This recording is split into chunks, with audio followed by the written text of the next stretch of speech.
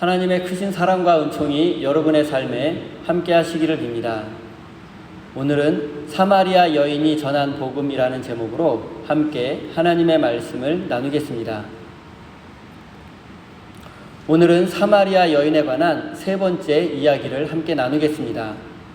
당시 유대인들의 관점으로 본다면 사마리아 여인은 짐승 같은 사람이었을 뿐 아니라 율법적으로나 도덕적으로 상종하지 못할 사람이었습니다.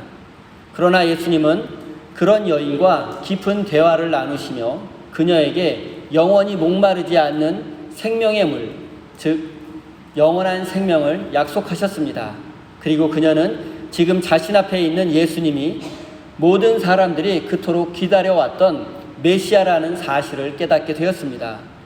그녀는 벅차오르는 감격을 주체하지 못하고 물동이를 남겨둔 채로 사람들에게 가서 자신이 만난 예수님의 이야기를 전해주었습니다.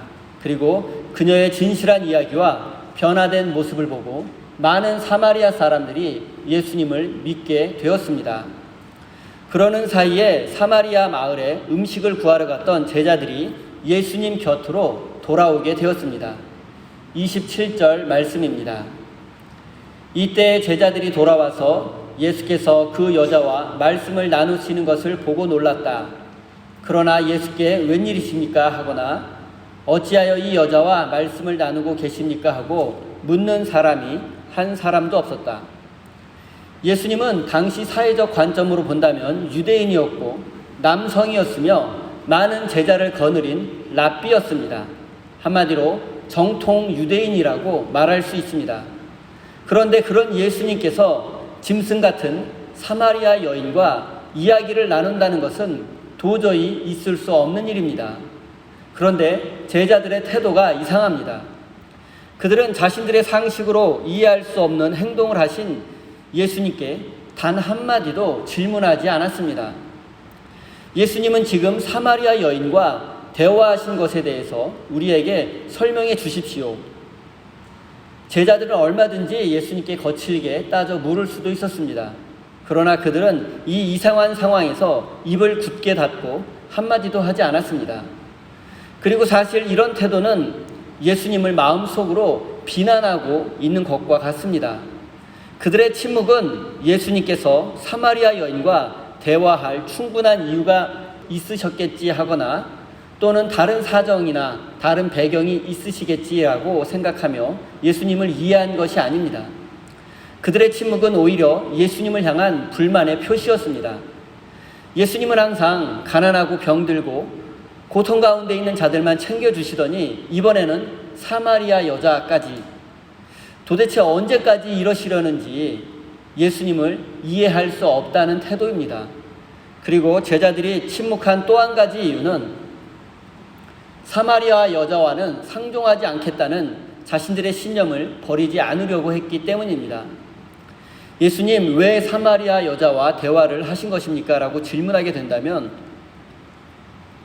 돌아오는 예수님의 대답에 자신들의 신념이 흔들리거나 무너질 수도 있기 때문입니다. 예수님께 설득당해서 사마리아인들을 향한 차별과 미움의 마음을 내려놓아야 할지도 모르기 때문입니다. 이번에는 사마리아 사람들과도 잘 지내라고 하실까봐 부담스럽고 두려웠던 것입니다. 제자들이 침묵했던 이유는 그들의 성격이 과묵해서가 아니라 예수님의 행동을 비난하고 자신들의 잘못된 신념을 정당화하기 위한 것이었고 미성숙한 신앙의 표현이었던 것입니다. 사랑하는 성도 여러분, 우리가 인생을 살다 보면 때로는 하나님께서 하시는 일들이 이해하기 어렵고 받아들이기 어려운 순간도 있습니다. 그러면 우리는 그때마다 겸손한 마음으로 기도하고 질문하며 하나님의 마음과 뜻을 깨달아야 합니다. 만약 우리가 이해할 수 없는 현실 앞에서 질문하지 않고 기도하지 않는다면 하나님은 우리에게 악한 분으로 남을 것이며 우리의 마음에는 원망과 분노만이 남게 될 것이라는 사실을 잊지 마시기 바랍니다. 28절부터 30절. 그 여자는 물동이를 버려두고 동네로 들어가서 사람들에게 말하였다. 내가 한 일을 모두 알아맞히신 분이 계십니다. 와서 보십시오. 그분이 그리스도가 아닐까요? 사람들이 동네에 나와서 예수께로 갔다. 사마리아 여인은 참된 예배는 장소가 중요하지 않다는 예수님의 말씀을 듣고 구원에 대한 희망을 가지게 되었습니다. 특별히 예루살렘 성전이라는 장소가 중요한 것이 아니라 참된 예배자는 성령과 진리 안에서 예배드리는 사람이라는 말씀을 듣고 지금 자신 앞에 서 있는 예수님이 메시아일지도 모른다는 생각을 하게 되었습니다. 그리고 예수님은 그녀에게 바로 자신이 메시아임을 밝히셨습니다. 예수님은 이 세상에서 가장 천대받던 사람, 자신이 누구인지 감히 내놓고 말하지 못하던 여인에게 진정한 예배가 무엇인지 알려주셨고 예수님 자신이 바로 메시아임을 밝히 드러내셨습니다. 이것은 예수님께서 우선적으로 누구를 위해서 이 세상에 오셨는지를, 당신의 복음이 우선적으로 어떤 사람을 위한 복음인지를 명확하게 보여주고 있습니다. 예수님과 사마리아 여인의 이 대화는 예수님의 말씀을 떠오르게 합니다. 마가복음 2장 말씀. 건강한 사람에게는 의사가 필요하지 않으나 병든 사람에게는 필요하다. 나는 의인을 부르러 온 것이 아니라 죄인을 부르러 왔노라. 이제 사마리아 여인이 예수님을 통해서 참된 예배가 무엇인지를 깨닫고 예수님이 메시아라는 사실을 깨달은 후에 그녀의 행동이 어떻게 변화되었는지 한번 살펴보겠습니다. 예수님을 떠난 그녀는 물동이를 버려두고 마을로 들어가서 사람들에게 예수님이 메시아라는 사실을 알려주었습니다. 그리고 와서 보십시오. 우물가에 계신 예수님을 만나보라고 외쳤습니다. 그리고 많은 사람들이 예수님을 만나게 되었고 믿게 되었습니다. 먼저 여인이 물동이를 버려두고 간 것은 어떤 의미가 있는지 생각해 보겠습니다. 그것은 첫째, 이제 그녀가 육체적인 목마름을 해결해주는 물보다 영혼의 갈증을 해결해주는 영생의 물을 더 중요하게 여긴다는 뜻입니다. 예수님께서 주시는 영원히 목마르지 않는 물, 생수의 의미를 깨달은 것입니다. 그녀가 받아 마실 생수는 물동이가 필요 없는 생명의 물이라는 사실을 그녀는 깨닫게 된 것입니다. 둘째, 예수님을 만난 후 그녀의 삶이 바뀌었음을 의미합니다. 사람들의 시선을 피해서 일부러 대낮에 물을 기르러 왔던 여인이 스스로 사람들을 만나기 위해서 마을로 갔기 때문입니다. 사마리아 여인이 두고 간 물동이는 요한복음 2장에 등장하는 물이 포도주로 변한 사건에서 물이 담긴 항아리와 같은 단어입니다.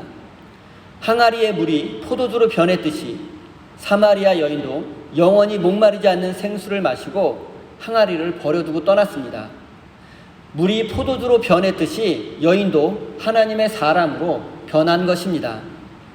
예수님과의 만남은 우리에게도 변화를 가져다 줍니다. 첫째, 우리 자신의 변화입니다.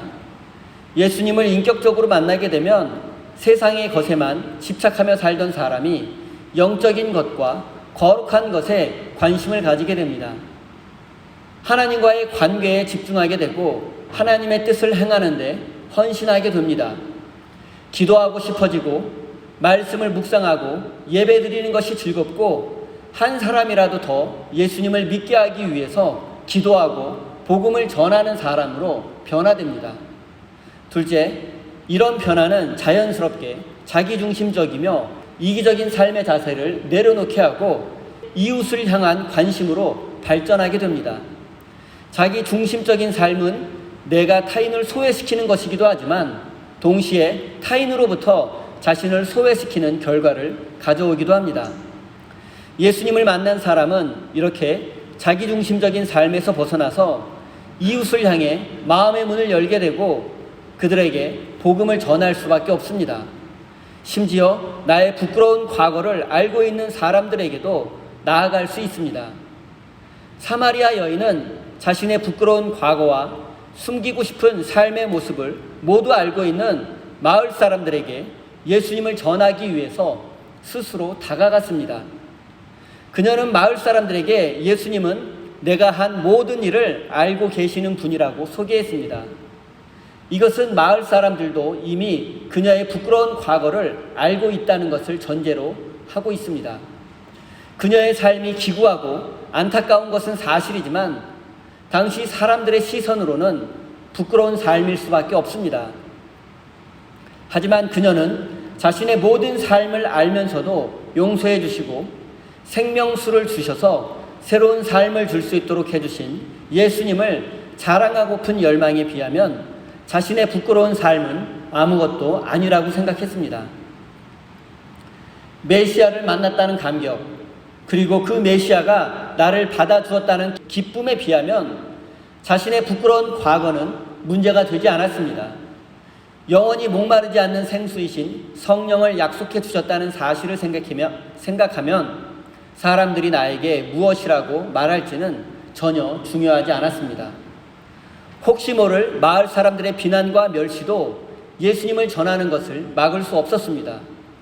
그녀는 원래 마을 사람들을 피해서 대낮에 물을 기르러 온 사람입니다. 그런데 이제 그녀는 스스로 마을 사람들에게 다가갔습니다.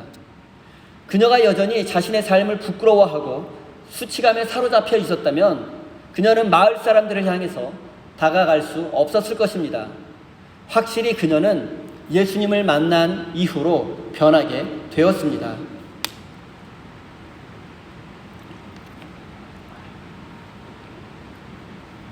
사마리아 여인은 예수님을 만난 후 지금까지 자신의 삶을 억누르던 모든 부끄럽고 수치로운 과거로부터 해방되었고 자유를 얻게 되었습니다. 그래서 아직 자신과 같은 처지에 있던 사마리아 사람들, 지금까지 자신을 부끄럽게 하고 수치심을 심어주었던 마을 사람들에게도 예수님을 전하려고 했던 것입니다. 또한 이것이 바로 구원받은 사람의 마땅한 모습이기도 합니다. 사마리아 여인은 자신이 마신 생명수와 영과 진리로 드리는 예배에 대해서 마을 사람들에게 합리적이며 논리적으로 설명하거나 그들을 설득할 수는 없었습니다. 그녀는 성경과 믿음에 대해서 아는 것도 별로 없었습니다. 그러나 그녀는 주눅들지 않고 마을 사람들을 향해서 와서 보라고 외쳤습니다. 우물가로 가서 당신들도 예수님을 한번 만나 보라는 것입니다. 그러면 그들도 구원을 받으리라는 확신이 있었기 때문입니다.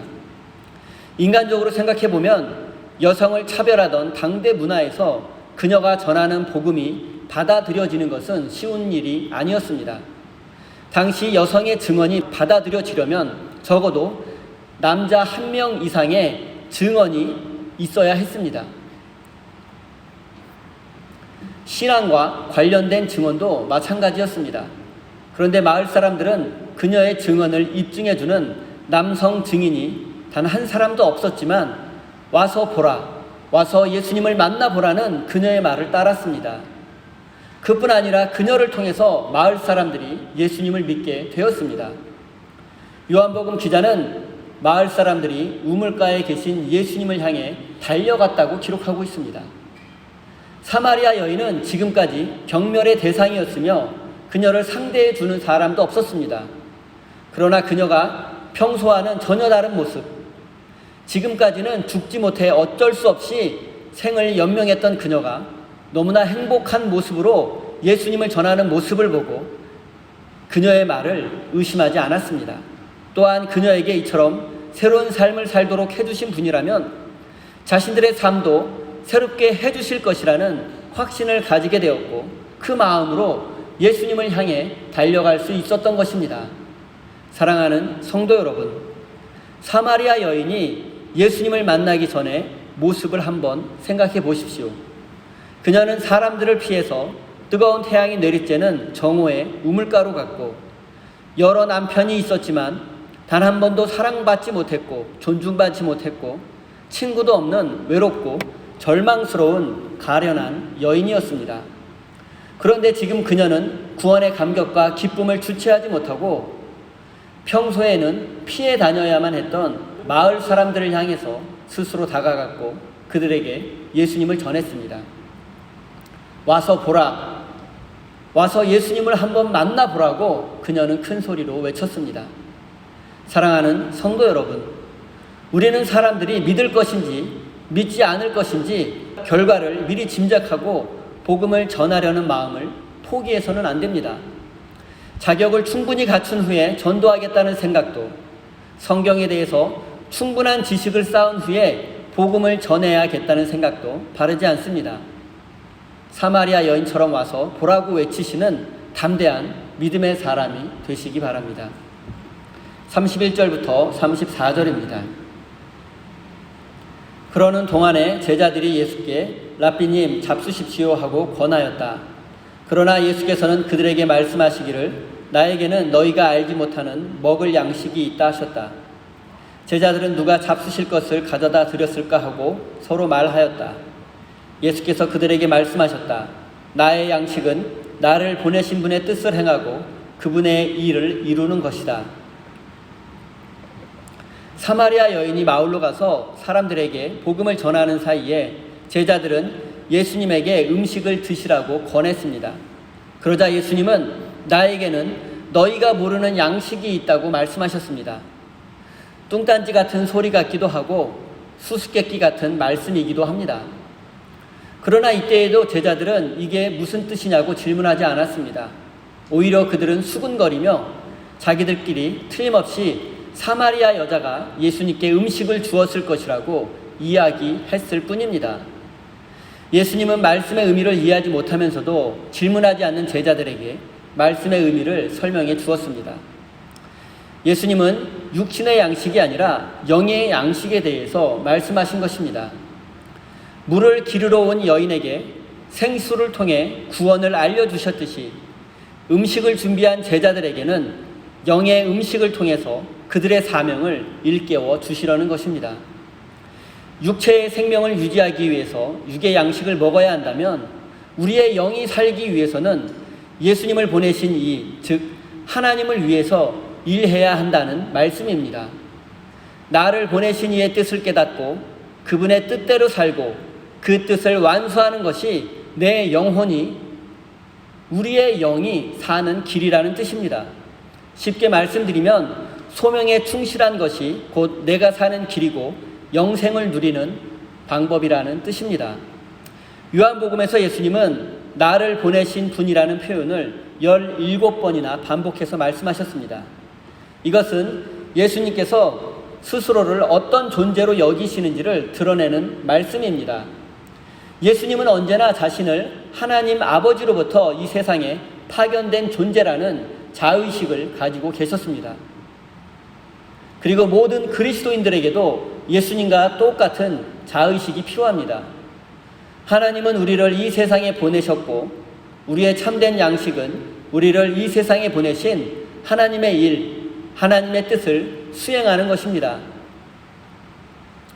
20세기 중반까지 전 세계를 휩쓸었던 실존주의 철학은 인간은 아무런 의미도 없이 이 세상에 내던져진 존재라고 말했습니다.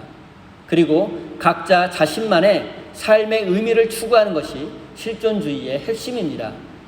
하지만 우리 그리스도인들은 그들의 주장처럼 아무런 의미 없이 이 세상에 내던져진 존재가 아닙니다. 우리는 하나님의 뜻을 이루기 위해서 이 세상에 보냄을 받은 사람들입니다. 예수님의 양식은 하나님의 뜻을 실천하는 것이었습니다. 이것은 예수님께서 날마다 하나님의 뜻을 실천에 옮기는 것으로 배불러 하셨고 만족해 하셨다는 뜻입니다. 사랑하는 성도 여러분, 여러분의 양식은 무엇입니까? 여러분이 만족해하고 기뻐하고 배불러하는 것이 있다면 그것이 여러분의 양식일 것입니다. 그런데 만약 여러분의 양식이 여러분을 이 세상에 보내신 하나님의 뜻과 관련이 없는 것이라면 여러분은 이미 하나님과 관련이 없는 사람이고 하나님을 떠난 사람이 될 수도 있다는 사실을 깨달으시기 바랍니다. 40절부터 42절입니다. 사마리아 사람들이 예수께 와서 자기들과 함께 머무시기를 청하므로 예수께서는 이틀 동안 거기에 머무르셨다. 그래서 더 많은 사람들이 예수님의 말씀을 듣고 믿게 되었다. 그들은 그 여자에게 말하였다. 우리가 믿은 것은 이제 당신의 말 때문만은 아니오. 우리가 그 말씀을 직접 들어보고 이분이 참으로 세상의 구주이심을 알았기 때문이오. 이제 사마리아 여인으로부터 복음을 전해들은 사마리아 사람들에 대해서 한번 생각해 보겠습니다. 그들은 사마리아 여인의 변화된 모습을 보고 예수님을 만나보기로 결심했습니다. 그래서 예수님께서 계신 우물 곁으로 향하게 되었고 그곳에서 예수님을 직접 만나게 되었습니다. 예수님을 만난 사마리아 사람들에게도 사마리아 여인과 같은 변화가 일어났습니다. 그들은 마을에서 멸시받던 그녀가 했던 말, 예수님이 메시아라는 것과 와서 그분을 만나보라는 말에 참 의미를 깨닫게 되었습니다. 그래서 그들은 예수님께서 자신들의 마을에서 좀 더 머무시면서 하나님의 나라와 구원에 대해서 더 많은 것을 가르쳐달라고 부탁하게 되었습니다. 사실 유대인만 사마리아인을 멸시한 것은 아닙니다. 사마리아인들 역시 유대인들을 무시하고 상종하지 않았습니다. 그리고 유대인이었던 예수님은 사마리아인들에게 하나님의 말씀을 가르치고 그들은 예수님에게 우리와 함께 머물면서 더 많은 것을 가르쳐달라고 부탁했던 것입니다. 예수님과 사마리아인들은 그 시대의 금기를 깨고 서로를 향해서 마음의 문을 활짝 열게 되었고 그들 사이에 있던 차별과 혐오의 벽은 무너지게 되었습니다. 당시는 유대인이 사마리아인의 땅을 지나는 것조차 허락되지 않던 상황이었습니다. 그런데 예수님은 사마리아 여인과 대화를 나누시더니 이제 그들과 함께 그곳에 머무시겠다고 말씀하십니다. 예수님은 그 누구도 차별하지 않으십니다. 그리고 하나님의 뜻을 행하기 위해서라면 이 세상의 그 어떤 편견도 뛰어넘으시는 분이십니다. 그리고 이런 예수님을 통해서 혐오와 기피의 대상이었던 사마리아 여인과 마을 사람들 사이에 미움과 차별의 벽이 무너지고 화해와 회복의 역사가 일어났습니다. 이것이 바로 복음의 능력입니다. 사마리아 여인은 복음을 전하지 않을 수 없었고 마을 사람들은 복음을 듣고 구원의 은혜를 누리고 자신들에게 복음을 전해준 그녀에게 감사하게 되었습니다. 그리고 더욱 놀라운 것은 사마리아 사람들이 예수님을 세상의 구주라고 고백했다는 사실입니다. 당시 세상의 구주라는 표현은 로마 제국의 율리우스 카이사르부터 오현제의 마지막 황제였던 마르쿠스 아우렐리우스까지 로마 황제들에게만 쓰인 호칭이었습니다. 그런데 지금 사마리아 사람들은 로마 황제가 아니라 예수님이야말로 온 세상의 구원자라고 고백하고 있는 것입니다. 이것은 위험한 고백이며 위대한 고백이기도 합니다. 사랑하는 성도 여러분, 당시 사람들은 유대인과 사마리아인 그리고 남자와 여자로 나뉘어져 있었고 대립하고 분열하고 서로를 차별하고 혐오의 대상으로 삼았습니다. 하지만 예수님을 만난 한 여인으로 인해서 많은 사람들이 구원받게 되었고 차별과 혐오의 장벽이 무너지고 사랑과 회복의 역사가 일어나게 되었습니다. 이것은 그녀가 자신의 목마름을 해결해 줄 수 있는 예수님을 만난 후 일어난 변화였습니다. 그녀가 물동이를 버려두고 자신을 무시하고 차별하던 마을 사람들을 향해 뛰어가 복음을 전했기 때문입니다. 사랑하는 우리 세임교회 성도 여러분, 예수님의 양식은 하나님의 뜻을 실천하는 것이었습니다. 여러분의 양식도 예수님처럼 여러분을 이 세상에 보내신 하나님의 뜻을 행하는 것이라는 사실을 마음 깊이 새기시기 바랍니다. 여러분 모두 이 시대에 사마리아 여인이 되어서 여러분의 아픔과 상처를 치유받고 영원히 목마르지 않는 생수를 마시고 그 생명의 복음을 온 누리에 전하는 거룩한 믿음의 사람이 되시기를 예수님의 이름으로 축원드립니다. 기도하겠습니다. 하나님, 우리 모두는 저마다의 아픔과 상처 그리고 말 못할 사연을 간직한 채 살아가는 이 시대의 사마리아 여인입니다. 주님, 우리를 긍휼히 여겨주시고 우리의 아픔과 상처를 치유하여 주시고 우리의 삶을 새롭게 변화시켜 주십시오. 하나님께서 우리를 이 세상에 보내셨다는 사실을 깨닫고 이제 우리가 실패와 절망의 자리에서 일어나서 하나님의 양식을 먹고 하나님의 뜻을 실천하는 참된 믿음의 사람이 되게 해 주십시오. 이해할 수 없는 현실과 납득할 수 없는 하나님의 모습 앞에서도 침묵하며 불만과 불평을 키워가는 어리석은 자가 되지 않게 하시며 질문하고 기도하며 묵상하는 사람이 되어서 하나님의 뜻을 깨달을 수 있도록 인도해 주십시오. 하나님, 사마리아 여인이 물동이를 버려두고 복음을 전하기 위해서 마을로 뛰어갔듯이 우리가 하나님의 나라와 복음을 위해서 버려야 할 것, 희생하고 헌신해야 할 것이 무엇인지를 깨닫게 하시고 그것을 실천하는 사람이 되게 해 주십시오. 하나님, 우리 세임교회가 보스턴 지역에 사마리아 여인이 되게 해주시고 우리 모든 성도들이 각자의 삶의 자리에서 사마리아 여인과 같이 복음을 전하며 하나님의 뜻에 순종하는 믿음의 사람이 되게 해주십시오. 사랑의 하나님, 우리 세임교회 성도들이 감사와 기쁨의 마음으로 소중한 예물을 올려드립니다. 지금 내가 소유하고 누리고 있는 모든 것들은 하나님께서 우리에게 잠시 맡기신 것일 뿐이며 우리는 하나님의 선한 청직이라는 사실을 잊지 않게 해주십시오. 하나님, 사랑하는 성도들의 일터에 축복해 주셔서 풍성한 수확을 거둘 수 있도록 은혜 내려 주십시오. 경제적으로 어려움을 겪는 성도들에게는 모든 문제가 해결될 수 있도록 차고 넘치는 은혜를 베풀어 주시고 마음이 상한 자는 위로하여 주시고 소망을 주시며 건강의 문제로 고통 중에 있는 자들은 주님께서 친히 고쳐주시고 회복시켜 주십시오. 예수님의 이름으로 간절히 기도드립니다. 아멘.